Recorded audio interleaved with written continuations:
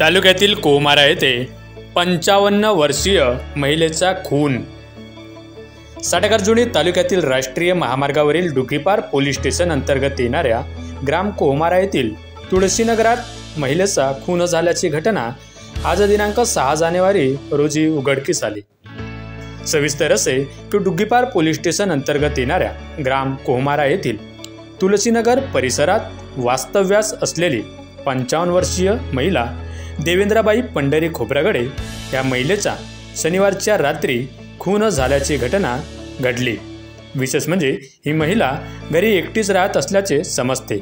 त्यामुळे ही घटना आज दिनांक 6 जानेवारी रोज सोमवारला उघडकीस आली। नेमका खून कशामुळे झाला याची माहिती अजूनपर्यंत कळू शकली नाही। महिलेचा मृतदेह उत्तरीय तपासणीसाठी ग्रामीण रुग्णालय साडेकारजुनी येथे पाठवण्यात आले असून पुढील तपास डुकीपार पोलीस करीत आहेत। माझा गाव माझी बातमी।